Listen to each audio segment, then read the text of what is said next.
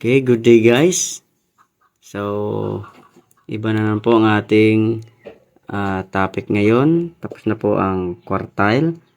So, try nating isolve ang group data ng decile. Okay? So, same po ang data natin sa quartile.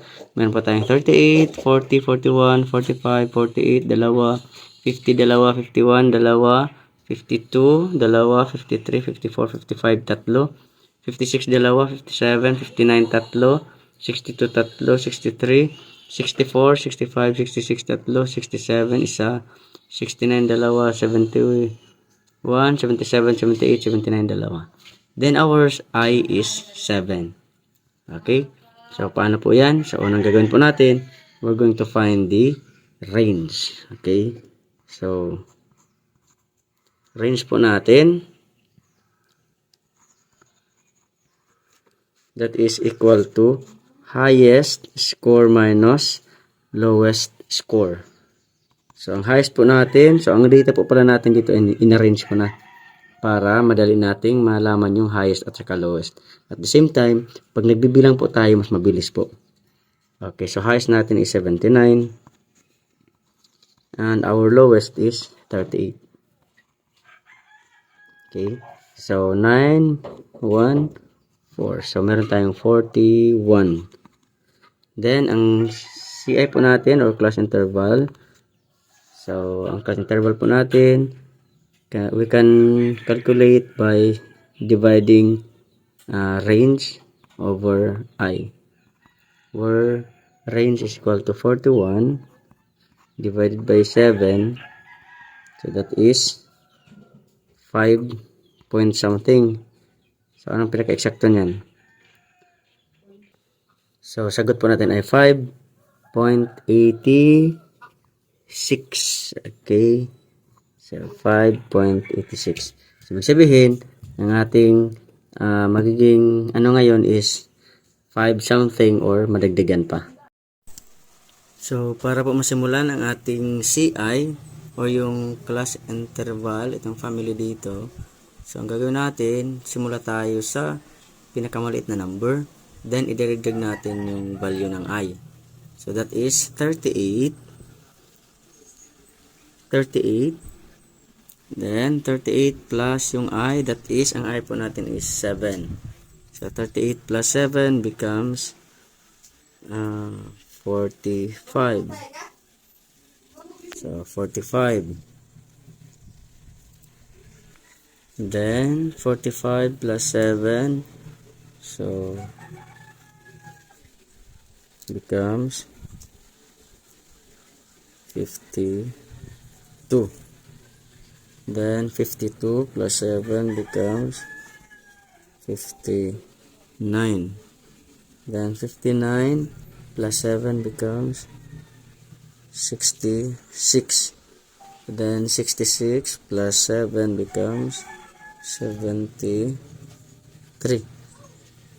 Then 73 plus, ilan na yan? So, ang ating nakwenta ay 6. Okay. So, try natin muna dito.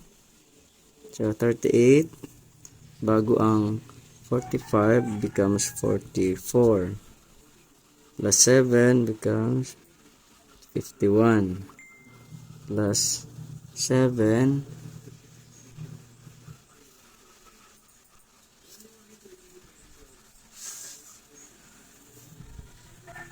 becomes 58. Plus 7 becomes 65. Plus 7 becomes 72. Plus 7 becomes 79. Okay. So, 79. So, kita na po natin, karga na po ang highest number natin. Okay? So, ito po yung ating CI. Then, next ay ang frequency. So, ang frequency po natin, madali na pong makita natin kasi grupo na po siya. So, since mula po ito sa 38 papalaki hanggang sa 79. Okay?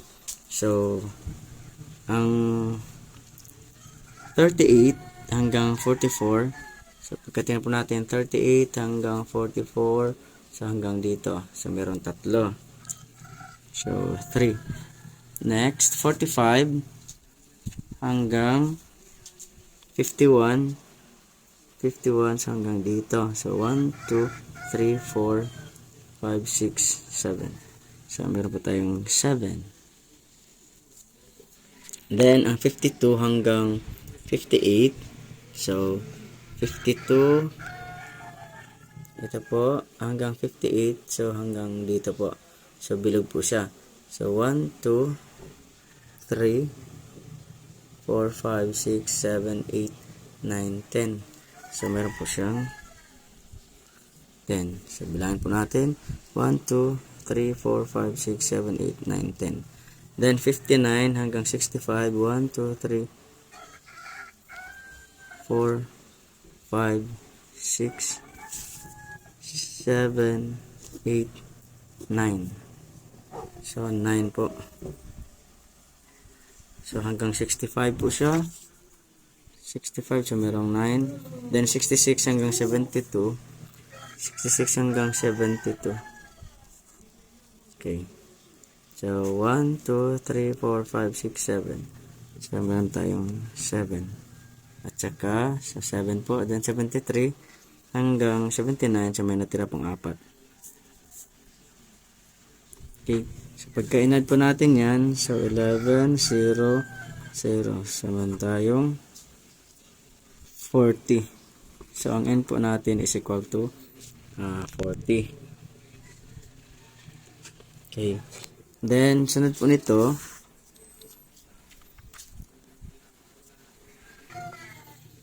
so, ang kasunod po nito ay lower boundary. So, LB. Makuha po sa LB, sa shortcut na babawasan po natin itong dito ng tig 2.5. So, ito ay magiging 72.5. Ito magiging 65.5. Then ito magiging 58.5. Ito magiging 51.5. Ito magiging 44.5. Ito magiging 37.5. Okay, so next po niyan ay less than cumulative frequency. So, paano to? So, dito tayo titingin sa pinakambaba na class family. So, ang kanyang F po, ang F po niya ay 3. So, 3 po ito dito. Okay, so 3, add natin yung nasa taas, that is 3 plus 7 becomes 10, plus 10 becomes 20, plus 9 becomes 29, plus 7 becomes 36, plus 4 becomes 40. Okay, so ganun lang po yan. Then, kasunod, isolve na natin. So, ang formula po natin ng ating, ang hinanap natin ay decile 2. So, para mahanap ang decile 2, ito ay, meron tayong lower boundary, plus ang kanyang po ay kn over 10 minus cumulative frequency before all over cumulative or frequency ng dk divided all over or times I. So, para magamit po natin itong formula na ito, kailangan po muna natin isolve ito. So, that is kn is equal or divided by 10. So, bakit 10 po yan? Kasi nga po, decile na po tayo. So, K10, so ang ating D ay 2. So, decile 2, so becomes 2 times ang n po natin ay 40. So, ganyan, divided by 10 becomes 40 times 2 becomes 80. Divided by 10 becomes 8. So, ito po yun, magiging 8. Okay. So, yung 8 na yan, dito natin ihanapin sa kahanay ng less than cumulative frequency. So, saan po napapabilang ang 8? So, automatic dito po yan sa 10. So, ibig sabihin, ang 8 ay pasok dito hanggang 8. Ibig sabihin, ang 4, dito na yan kay 10. 4 dito, ito ang grupo na kung saan hawak niya ang mga number na 4 hanggang 10. Dito naman, 1 hanggang 3.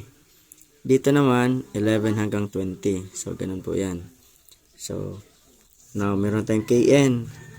Kn, 10 is equal to 8. Ang kanyang LB po ay 44. So, LB is equal to 44.5. Then, ang kanyang frequency ay 7. So, yun, frequency niya, 7. Then, ang cumulative frequency before, so, ito, before, so, 3. So, cumulative frequency before, so, that is 3. So, saan po yan? Ito po yun. So, ito po yung binilogan natin. So, before, ibig sabihin po ng before, atras ka po. So, bago ang 10. So, itong 3. Kaya, ito po yun. Then, I is equal to 7. So, ang I natin ay 7. So, proceed po tayo sa formula. Substitute. Ang LB po natin ay 44. 44.5. So, 44.5 plus, ang Kn po natin ito ay 10 minus, ito po, 8 pala, sorry. So, 8 minus, before po, less than cumulative ito. So, 3 divided by, frequency po niya, frequency, 7. Okay, so 7 times ang I po ay 7 din. So kaya 7 po ito. So 44.5 plus 8 minus 3, that is 5 over 7 times 7. That is 44.5 plus ang 5, i-divide mo na 7. Pagkatapos mo mahati sa 7, ito times mo din sa 7. So, cancel na lang ito. Kasi i-divide mo, tapos ito times din ng ganong number. So, mananatili ang 5. So, 5 po ang sagot. Then, 44.5 plus 5 becomes 49.5. So, ito po ang iyong D2. Okay po. So, ulitin ko po. So, ang ating family size. So, sa paggroup po natin, ginawa natin pinaghanay-hanay po natin or inarrange po natin from lowest to greatest. So, 38, 40, ganun po. Para mabilis po natin makount siya. Then, ang range po, hanapin na po yung highest minus lowest.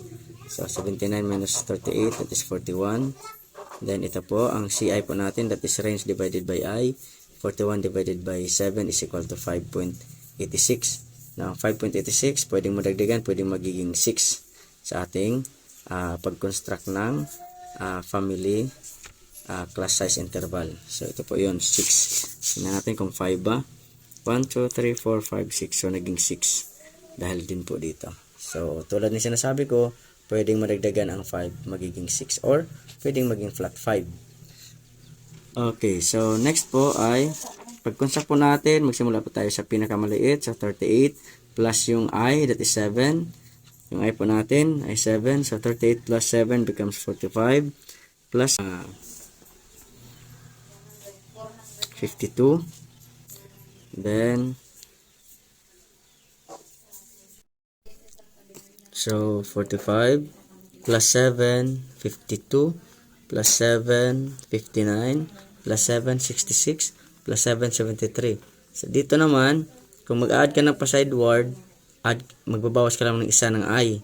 So, ang I mo is 7, babawasan ng isa, magiging 6. Kaya 38 plus 6 becomes 44. Or, number before ang 45 is 44. So, ganun na lang para mas mabilis. So, number before ang 52 is 51. Before ang 59, 58. 66, 65. 73, 72. Then, i-add mo yung I, 79. Then, frequency, hahanapin na po natin yung mga ilang number ang pasok sa 38 hanggang 44, 45 hanggang 41. So, binilang natin, may 3. Dito naman sa taas ay 7. Dito may 10. Dito may 9. Dito may 7. Dito may 4. So, i-add po natin yan. Yun po yung value ng n. So, in-add natin becomes 40. Then, ang lower boundary naman, so, babawasan mo lang itong dito sa may kaliwang banda, itong mga higher numbers. Mga lower numbers pala, sorry. Babawasan mo lang ng tig-isa. So, that becomes 73 becomes 7. Babawasan po natin ng 0.5. So, 73 magiging 72.5. Ito din, 66 magiging 65.5. Dito, 59 magiging 58.5. So, magiging 51.5, 44.5, 37.5. Then, dito naman sa less than cumulative frequency, dito po yun magbabase sa maliit na numbers. Itong grupo na ito, pinakamaliit na mga grupo. Then, tingnan mo ang frequency niya. That is 3. Then, ang 3, itong frequency niya, siya yung isusulat natin dito. Then, pag sulat dito, i-add natin yung frequency sa taas niya. So, 3 ang frequency, 7. Sa taas niya, i-add natin. 3 plus 7 becomes 10. Dito natin isulat. Then, i-add natin yung taas niya. That is 10. So, 10 plus 10 becomes 20. Dito ipatong. Then, i-add ulit natin ito. That is 29. So, dito ulit. I-add natin ito. So, 29 plus 7 becomes 36 plus 4 becomes 40. Okay po. Then, kasunod niyan, hinanap po natin dito ay decile 2 or D2. So, ang formula po ay equal to LB plus square bracket KN over 10. So, bakit 10 na? Kasi decile na po tayo dito. Then, since 2 yan, itong K na ito ay magiging 2 ito. Dahil, ito po yun. Then, minus CFB over F ng decile, then times I lahat. Then, bago ma-solve ito, bago natin magamit itong formulang ito, isolve muna natin ito. Ito yung pinaka basihan para mahanap natin yung value ni LB, value nito, at value nito. So, dito tayo. So, Kn is equal to 10. So, ang K natin, ang hinahanap natin ay decile 2, kaya nagiging 2 ito. So, ang K natin, ang K po natin dyan ay mula 1 hanggang 9. So, hanggang 9. So, since ang K natin ay 2, so 2 yan, times N, ang N po natin ay 40, times 40 becomes 80, divided by 10 becomes 8. So, itong 8 na ito, dito yan makikita sa yung table. So, ang 8 ay dito kabilang ni 10. So, kagrupo ni 10. Okay. Kaya itong grupong ito yung ating bibilugan. Ibig sabihin, nandito makikita ang value ng ating decile 2. So, LB natin, ito, 44.5. Frequency natin is 7. Then, ang CFB before, that is 3. Then, ang I natin is 7. So, ito na po yun. Sinulat po natin I7, CFB 3. Ang F natin ay 7. Ang lower boundary natin ay 44.5. Then, ang K, ito ay 8. Galing dito. Then, substitute ang masagot. So, 44.5. Galing dito. Then, 8. Ito yon. Then, before, frequency before, ito yon 3. Tapos, ang frequency niya, 7. So, ito yon. Then, ang I is 7. So, 8 minus 3, that is 5. Then, 5 divided by 7 times 7. So, cancel na natin to. Kasi, i-divide mo, tapos ito times mo din. So, ang natira ay 5. So, 44.5 plus 5 becomes 49.5. Okay po. So, ganun na po kadali ang ating pag-solve ng decile. Kahit sa anong number po yan ng decile. Okay. You guys.